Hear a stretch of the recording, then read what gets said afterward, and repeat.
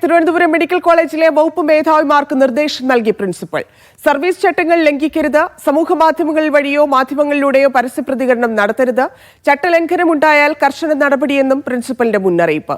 കഴിഞ്ഞ ദിവസം ചേർന്ന വകുപ്പ് മേധാവിമാരുടെ യോഗത്തിലാണ് പ്രിൻസിപ്പലിന്റെ നിർദ്ദേശം.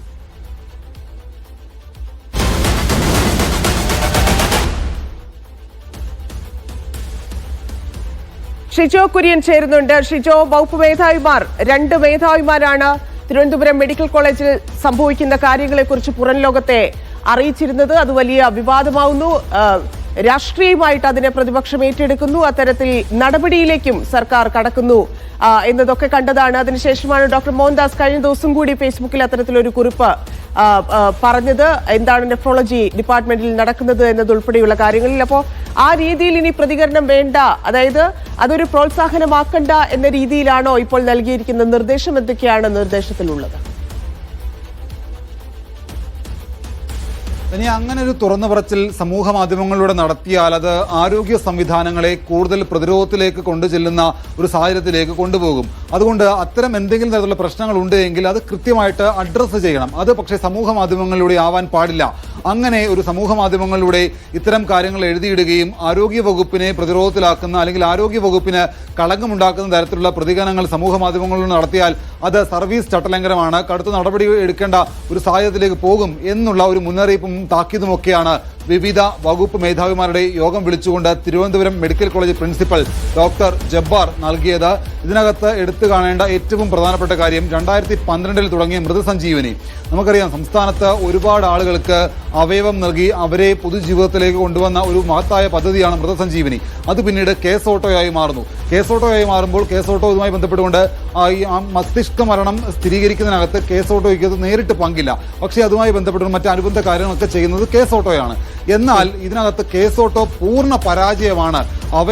മരണാനന്തര അവയവദാനവുമായി ബന്ധപ്പെട്ടുകൊണ്ട് കേസ് ഓട്ടോ ഒരു തരത്തിലും പ്രവർത്തിക്കുന്നില്ല. അതുമാത്രവുമല്ല, കേസ് ഓട്ടോയുടെ എക്സിക്യൂട്ടീവ് ഡയറക്ടർ ജോലി ചെയ്യുന്ന ആലപ്പുഴ മെഡിക്കൽ കോളേജിൽ ഈ അടുത്ത കാലത്തായിട്ട് അല്ലെങ്കിൽ കഴിഞ്ഞ കുറേ നാളുകളായിട്ട് ഒരു മരണാനന്തര അവയവദാനവും നടന്നിട്ടില്ല എന്നുള്ള ഒരു കുറിപ്പാണ് കേസ് ഓട്ടോനെ പ്രതിക്കൂട്ടിലാക്കുന്ന ആരോഗ്യ സംവിധാനങ്ങൾക്കുമേൽ ചോദ്യങ്ങൾ ഉയർത്തുന്ന തരത്തിലുള്ള ഒരു കുറിപ്പാണ് ഡോക്ടർ മോഹൻദാസ് ഇന്നലെ തന്റെ ഫേസ്ബുക്കിലൂടെ എഴുതിയിട്ടത്. അപ്പോൾ അത് വിവാദമാവുകയും വാർത്തയാവുകയും ചെയ്തതോടുകൂടി അദ്ദേഹം അത് പിൻവലിക്കുകയും നിരുപാധിക മാപ്പപേക്ഷ നടത്തുകയും ഡോക്ടർ മോഹൻദാസ് ചെയ്യുകയും ചെയ്തിരുന്നു. അതിന് പിന്നാലെയാണ് ഇതിനകത്ത് വിവിധ വകുപ്പ് മേധാവിമാരുടെ ഒരു യോഗം വിളിച്ചുകൊണ്ട് ഇത്തരത്തിൽ ആരോഗ്യ സംവിധാനവുമായി ബന്ധപ്പെട്ട് നിൽക്കുന്ന പ്രശ്നങ്ങൾ നിങ്ങൾ അഡ്രസ്സ് ചെയ്യേണ്ടത് സൂപ്രണ്ടിനടുത്തോ അല്ലെങ്കിൽ പ്രിൻസിപ്പലിനടുത്തോ അതുമായി ബന്ധപ്പെട്ട് നിൽക്കുന്ന ഉദ്യോഗസ്ഥരടുത്തോ ആണ്. അതല്ലാതെ സമൂഹ മാധ്യമങ്ങളിലൂടെ ചെയ്യാൻ പാടില്ല എന്നുള്ള ഒരു താക്കീത് കൊടുത്തിട്ടുണ്ട്. അത് ചട്ടലംഘനമാണ്. അപ്പോൾ ഈ ചട്ടലംഘനം നടത്തുകയും അതോടൊപ്പം തന്നെ അങ്ങനെ തുടർന്നു പോവുകയും ചെയ്താൽ കടുത്ത നടപടിയിലേക്ക് പോകേണ്ടി വരും എന്നുള്ള ഒരു താക്കീത് പ്രിൻസിപ്പൽ വിവിധ വകുപ്പ് മേധാവിമാർക്ക് നൽകിയിട്ടുണ്ട്. കാരണം എന്ത് പ്രശ്നങ്ങളില്ല എന്ന് പറയുന്നില്ല, പ്രശ്നങ്ങളുണ്ട് എങ്കിൽ അത് പരിഹരിക്കപ്പെടണം. അത് പരിഹരിക്കാനായിട്ട് ബന്ധപ്പെട്ട ഉദ്യോഗസ്ഥരുമായി ബന്ധപ്പെട്ട് നടന്ന് ആ വിഷയങ്ങൾ പരിഹരിക്കേണ്ടതാണ് എന്നുള്ള നിർദ്ദേശമാണ് പ്രിൻസിപ്പൽ കൊടുത്തിട്ടുള്ളത്. അതോടൊപ്പം തന്നെ മെഡിക്കൽ വിദ്യാഭ്യാസ ഡയറക്ടർ DME പ്രിൻസിപ്പൽമാർക്കും സൂപ്രണ്ടുമാർക്കും കൊടുത്തിരിക്കുന്ന മറ്റൊരു നിർദ്ദേശം എന്ന് പറയുന്നത് ആഴ്ചയിൽ ഒരു ദിവസം വിവിധ വകുപ്പ് മേധാവിമാരുമായിട്ട് സംസാരിക്കണം. അവർക്ക് പറയാനുള്ള കാര്യങ്ങൾ കൃത്യമായിട്ട് കേൾക്കണം.